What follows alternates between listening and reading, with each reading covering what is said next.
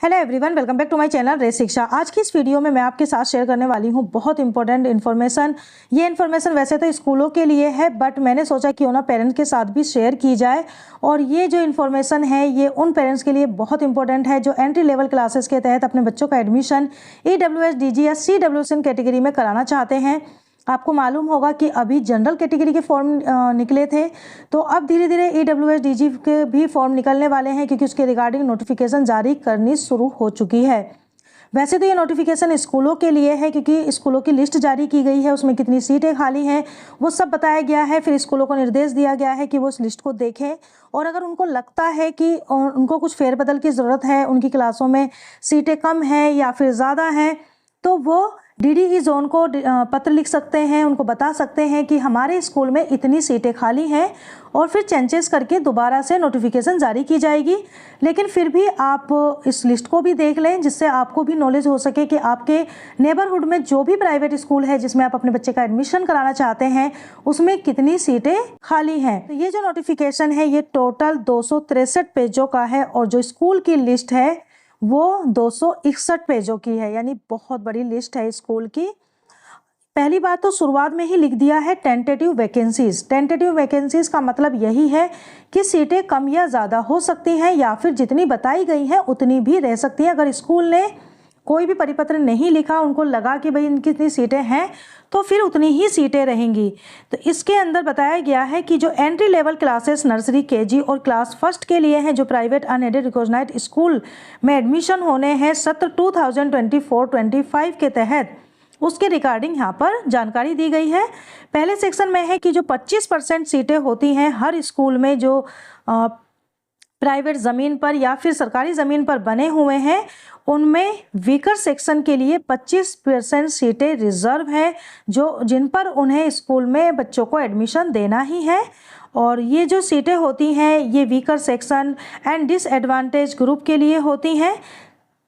उसके बाद नीचे यहाँ पर बताया गया है कि एडमिशन प्रोसेस को ऑनलाइन कर दिया गया था, जिससे सभी बच्चों को समान रूप से एडमिशन मिल सके। जो आपकी दिक्कतें होती थी, आप स्कूलों में लाइन लगाते थे, फॉर्म जमा करते थे, वो सारी परेशानियों को ख़त्म कर दिया गया। आप घर बैठे अपने फ़ोन से, लैपटॉप से फॉर्म को भर सकते हैं। अगर आपके पास लैपटॉप भी नहीं है तो आप इजीली फ़ोन से भी एडमिशन फॉर्म को भर सकते हैं, क्योंकि एडमिशन फॉर्म भरना बहुत आसान है। एक सर्कुलर के द्वारा सभी स्कूलों को निर्देश दिया गया था 30 अक्टूबर 2023 को कि वो DDE को ये जानकारी दें कि उनके स्कूलों में कितनी सीटों पर एडमिशन हुए हैं जनरल कैटेगरी में, EWS कैटेगरी के तहत जितने भी प्राइवेट अनएडेड रिकॉग्नाइज्ड स्कूल हैं जो गवर्नमेंट लैंड या फिर प्राइवेट लैंड पर बने हुए हैं।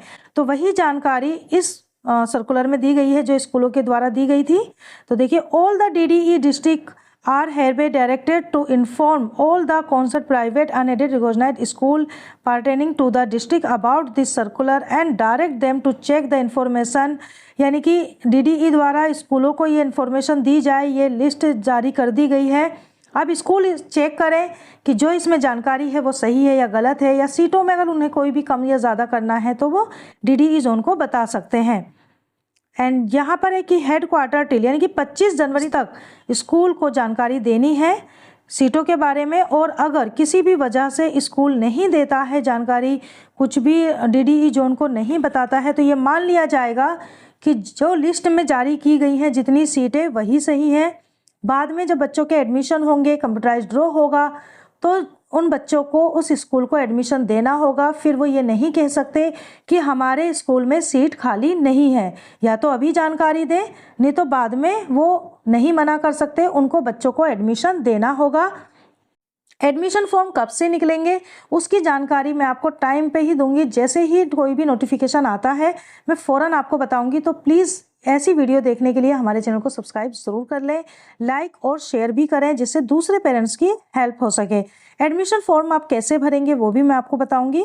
तीसरे पेज पर जब आप आएंगे तो यहाँ पर आपको डिस्ट्रिक्ट, स्कूल ID, स्कूल का नाम, स्कूल का एड्रेस, एंट्री लेवल कि किस क्लास के तहत, कौन सी कैटेगरी के तहत कितनी सीटें खाली हैं, वो सारी जानकारी आपको यहाँ पर मिल जाएगी।